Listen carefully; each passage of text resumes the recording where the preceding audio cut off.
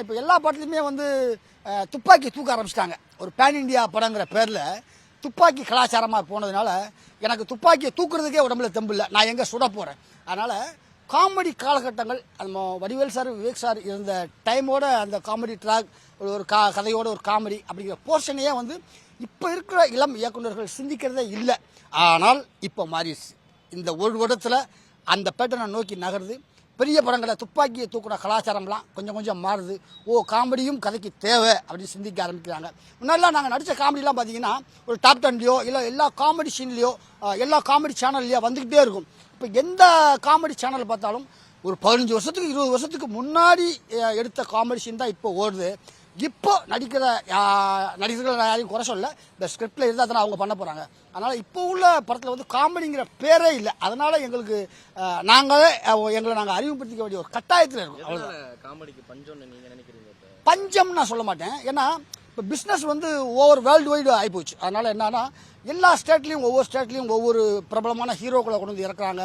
அவங்களுக்கு ஒரு இன்ட்ரடக்ஷன் சீனு, அவங்களுக்கு ஒரு 4 ஃபைட்டு, இந்த மாதிரி ஒவ்வொருத்தருக்கும் 4 சீன் கொடுக்கும்போது அதே வந்து பாதி படத்தை கவர் ஆயிடுது. இதில் எங்கே காமெடி சீனை வந்து உள்ளே நுழைக்கிறது? காமெடியே தேவையில்லை அப்படிங்கிற ஒரு கட்டத்துக்கு அவங்க வந்தாங்க. அது ஒரு நேரத்தில் சக்ஸஸ் ஆச்சு.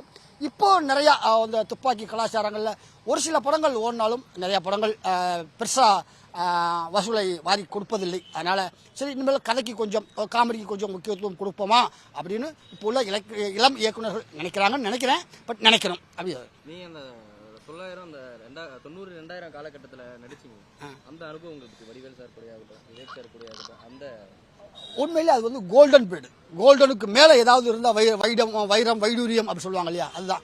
இன்றைக்கி நான் நடிக்கணும்னா நான் நேற்றுக்கு நடித்த படத்தை வச்சு தான் எனக்கு வாய்ப்பு தரல.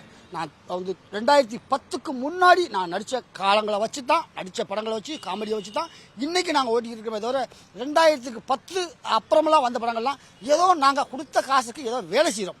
அது நல்லா இருக்கோ நல்லா இல்லையோ, இல்லை எங்களுக்கு பேர் கிடைக்குமோ அப்படிங்கிறது தெரியல எங்களுக்கு. பட் இருந்தாலும் எங்களுக்கு கொடுத்த காசுக்காக வேலை செய்கிறோம்.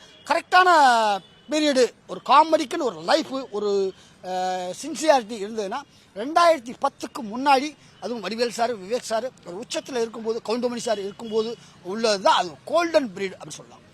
எதனால் அந்த சரியான வாய்ப்புகள் கிடைக்கல அப்படின்னு நினைக்கிறீங்க? இல்லை, வாய்ப்பு கிடைக்கலன்னு எல்லாரும் சொல்ல முடியாது. அவங்க தகுதிக்கு ரேஞ்சுக்கு தகுந்த மாதிரி வாய்ப்பு கிடைக்கும். இப்போல்லாம் வந்து எனக்கு வந்து வாய்ப்பு இல்லைன்னு நான் சொல்ல மாட்டேன். ஏன்னு கேட்டால் நான் யாரையும் நம்பியும் இருந்ததில்லை. ஒரு காலகட்டத்தில் நான் வடிவேல் சார் கூட நிறைய படங்கள், அவர் கூட 50-60 படங்கள் நடித்தேன். ஆனால் அவர் கூட நடிக்கும் போதே நான் வேறு நடிகர்கள், விவேக் சாராக இருக்கட்டும், யார் கூட வந்தாலும் பெர்ஜாய்கிற மாதிரி என்ன நான் பக்குவப்படுத்திக்கிட்டதுனால எனக்கு இன்னைக்கு வரைக்கும் காமெடியை தாண்டி ஒரு கேரக்டராக, இப்போ நான் ஒரு 15 படத்துக்கு மேலே நடித்து வச்சிருக்கேன். வரக்கூடிய படங்கள் அதில் காமெடியை தாண்டி கேரக்டராக நிறையா படங்களில் பண்ணியிருக்கேன். இந்த படங்கள்லாம் ரிலீஸ் ஆகும்போது முத்துக்காலனை வந்து காமெடியை தாண்டி ஒரு கேரக்டராகவும் நம்ம யூஸ் பண்ணலாமே அப்படிங்கிற ஒரு சூழ்நிலை இந்த ரிலீஸ் ஆகக்கூடிய படங்களுக்கு மூலிமா எனக்கு ஏற்படலாம்.